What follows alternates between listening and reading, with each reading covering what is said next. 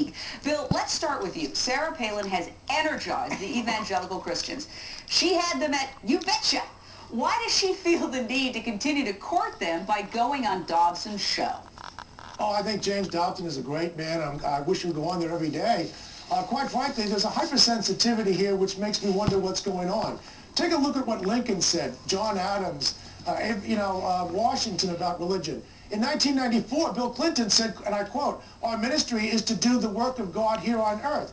This hypersensitivity, I think, if you rub it a little bit, there's a bias here, and that bias is a secular bias. I am much more concerned about Joe Biden, Joe the theologian, who last week said that the Catholic Church has been wrestling with the subject of abortion for 2,000 years, which of course is a flat out-and-out lie.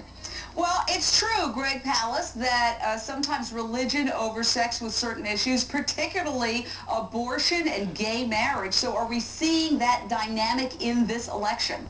Well, you know, I wouldn't want the Lord as my campaign manager. I remember when Pat Robertson said the Lord told him to run for president, and even with that high authority behind his campaign strategy, he got slaughtered.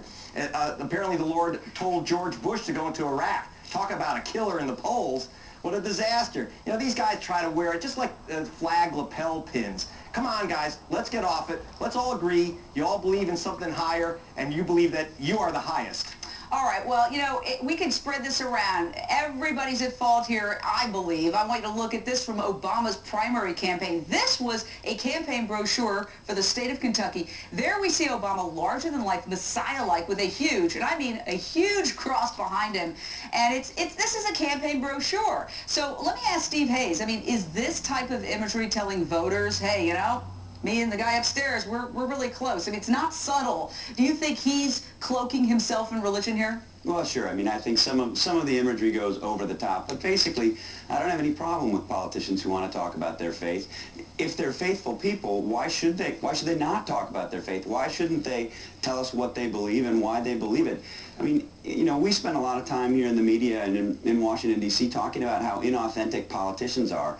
If politicians are genuinely faithful people, and if their faith drives their decisions or drives their thinking or helps inform their positions on the views, I think it's entirely appropriate for politicians to be telling the voters that, and voters like you who don't like it can vote accordingly. But Bill Donahue of the Catholic League, what about the point that Greg Palast just made, is that Bush was invoking God for some of his decisions, and those decisions are decisions that a lot of people feel got us into some big trouble? Well, I mean, it's ludicrous to think that George Bush was sitting there and has a direct pipeline to Jesus Christ, for example, and Christ told us to go into Iraq. I mean, let's get real here. What's at stake is this. I agree with Steve. First of all, it's a matter of freedom of speech. Now, if there's a veneer of authenticity to what the person is saying, then that's up to the voters to decide. If they think the person is an out-and-out phony, then of course the voters will take care of that. But what I don't like is the idea, just the implication, that somehow freedom of speech and freedom of religion have to be put on the back burner because secularists in our society have become increasingly militant. No, but I think it's when somebody's operating on their gut and feels that they have a special connection with a higher authority and that therefore they know better and they don't necessarily have to listen to opposing views, and they don't have to necessarily read the details and the fine print because they've got a connection with the big guy upstairs, so they know what's right. That's when we can get into trouble. Greg, I think that was the point you were trying to make. Exactly. In other words, instead Bush was listening to his gut, was listening to his heavenly telephone, and not listening to Colin Powell, and not listening to the generals, and not listening to the electorate. You know, we want people to connect with the rest of us. You know, you can go to Mount Sinai after you've retired, but at the moment, when you're running this country, I would like you to get some good financial advice from, say, Warren Buffett, and let's keep the Lord out of the finances. We want to hear about someone who talks about foreclosures. Bill, jump not in. change the subject. No, there was no surprise that George W. Bush was a person of faith. He ran as a person of faith in 1999 and 2000.